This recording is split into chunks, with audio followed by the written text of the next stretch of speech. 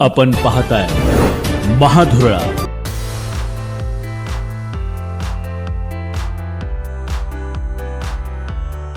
हे आहे गोकुळचं श्रीखंड. अगदी जिभेवर रेंगाळणार. जिभेवरच नाही तर मनावरही रेंगाळणार. गोकुळ श्रीखंड, मनावर रेंगाळणार. नमस्कार. महाधुरळा युट्यूब चॅनलमध्ये मी गुरु बाळमाळे आपल्या सर्वांचं मनापासून स्वागत करतोय. भाजप सरकारनं महिला विधेयक जे आणलं तो विश्वासघात होता. विरोधकांशी चर्चा न करता हे विधेयक आणलं. हे विधेयक मंजूर होणार नाही हे माहीत असताना सुद्धा त्यांनी हे विधेयक आणलेलं आहे. यामध्ये विश्वासघाताचंच हे राजकारण आहे, भाजपचं षडयंत्र आहे असा आरोप आमदार विश्वजित कदम आणि आमदार सतेज पाटील यांनी केला. नेमकं काय म्हणाले ते पहा. आणि त्याच्या विरुद्ध जे काय आम्हाला राग उठवायचा ते निश्चितपणे आम्ही उठवू. पत्रकार परिषदेची सुरुवात आहे. उद्या गरज पडली तर मोर्चा काढायला लागला तर फक्त महिलांचाही मोर्चा आम्ही काढू.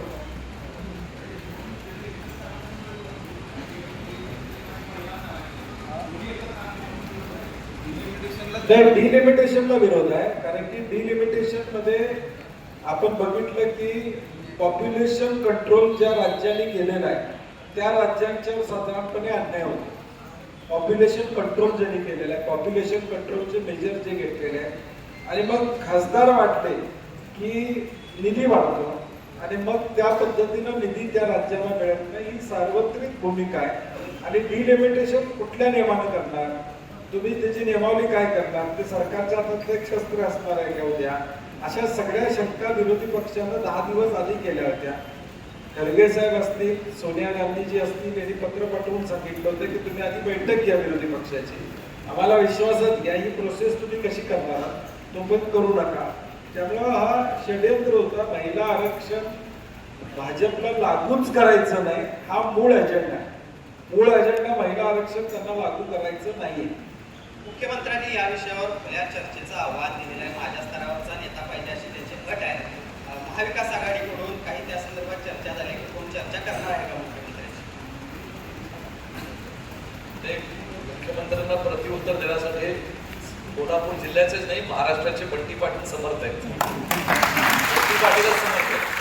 सुप्रियाताई, प्रणिती शिंदे, बऱ्याच लोकांनी, विशंबर चौधरी, असीम सरोदे, सगळ्यांनी तो एक पॉलिटिकल जिम्मिक आहे त्यांचा आव्हान द्यायचा. ते आता प्रणिती शिंदे आमच्या त्या ठिकाणी महिला म्हणून तयार आहे, त्यांनी स्वीकारलं पाहिजे. ते कोणी असू दे. शेवटी माझं मत काय आहे, ज्यावेळी मुख्यमंत्री एखादं आव्हान देतात त्यावेळी त्यांना जर त्यांची भूमिका मांडायची असेल तर कोणी उभारलं तर त्याला उत्तर द्यायला पाहिजे ना. तुमच्याच लेवलला पाहिजे असं काय. तुमचा मुद्दा मांडायचा असेल तर कोणी व्यक्ती जो प्रश्न विचारतो, शेवटी तुम्ही राज्याचे मुख्यमंत्री आहात, तुम्हाला जो माणूस व्यक्ती उभारेल प्रश्न विचारतो त्याचं उत्तर द्यायला तुम्ही समर्थ असला पाहिजे. याचा अर्थ तुम्ही पळताय, म्हणजे नुसतं घोषणा करायची आणि त्या मुद्द्यापासून पळ काढायचं काम मुख्यमंत्री करतायत. आमच्याकडून आमची तयारी आहे त्यांच्याबरोबर चर्चा करा. ज्या काही वाढीव जागा होणार आहेत आपल्याकडे, लोकसभेची एक, विधानसभेची होणार आहे. नाही, आता कसं या चर्चा सगळ्या ऑफिशियली नाही आहेत, अनऑफिशियली व्हॉट्सअपवर आलेल्या चर्चा आहेत. त्यामुळे काय आपण त्याचं डिलिमिटेशनची प्रोसेसच ठरली नाही तर मग लोकसंख्येचा आधार धरणार आहेत का, भौगोलिक आधार धरणार आहेत का. उद्या आता मुंबईमध्ये 4 गल्ल्यामध्ये एक विधानसभा मतदारसंघ, त्यापैकी एक वाढीवमध्ये एक जागा महिलांना द्यायचं ठरलेला, त्याला पण पाठिंबा टाकतो. नाही, विषय तो नाही. मुळात काय आहे की तुम्ही 2023ला ज्यावेळी केलं त्यावेळी 24च्या इलेक्शनमध्ये लागू करायचं होतं ना. 2/3 मेजॉरिटीनं आम्ही दिलंच होतं मान्यता. 24ला का लागू केलं नाही तुम्ही? 180 करायचं होतं आणि मग यावेळी सांगायचं होतं की आता 180 झालेलं आहे, आता डिलिमिटेशन करून अजून 50-100 वाढव्या महिला, काय अडचण नसती झाली. आता लोकसभेमध्ये 553 जागा आहेत.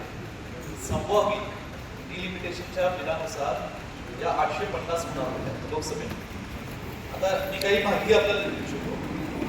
जो मसुदा त्या बिलमध्ये त्यांनी डिलिमिटेशनचा तयार केलेला होता त्याच्यानुसार आपल्या उत्तरातील हिंदी भाषिक राज्यांचे जे प्रतिनिधित्व लोकसभेमध्ये करतात त्यांचं प्रमाण 38% वरून हे 31% जाणार होतं. म्हणजे संभावित बिलाच्या डिलिमिटेशननुसार. आणि दक्षिण भारतातील जे काही राज्य आहेत त्याचं उलट 24% 20% घसरण होतात.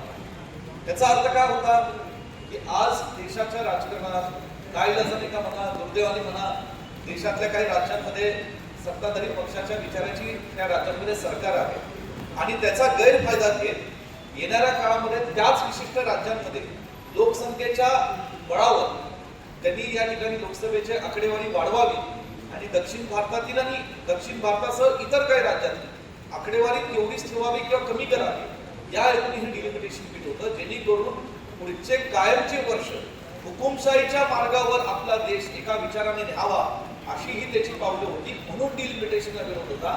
तुमच्या प्रश्नाचं उत्तर हे आहे की त्यामध्ये महिला आरक्षण कुणाला देणार, कुठल्या लोकसभेत पडणार, कुठल्या विधानसभेत पडणार, त्याची नेमकी नियमावली कशी असणार, त्याचे निकष काय असतात ह्याच्यावर अजून स्पष्टता मांडली गेली नव्हती. आणि ही मांडण्याकरता सरकारने लोकशाहीचा एक चांगल्या पद्धतीने विचार करून हे अधिवेशन घेण्यापूर्वी विरोधी पक्षातल्या सर्व नेत्यांना आणि त्यांच्या सत्ताधारी विरोधी पक्षातल्या सर्व लोकांची चर्चा करणं की महिला आरक्षण नेमकं कसं पडणार आहे, कुठल्या ठिकाणी पडणार आहे, ते का पडणार आहे याचं जो स्पष्टीकरण दिलं नाही, नुसतं बिल मांडलं. या गोष्टीचे स्पष्टीकरण नसल्यामुळे डिलिमिटेशनच्या आड झाल्यामुळे या गोष्टींना डिलिमिटेशनच्या बिलला हे काँग्रेस पक्षाने इथं विरोध केलेला आपण कृपया समजून घ्या.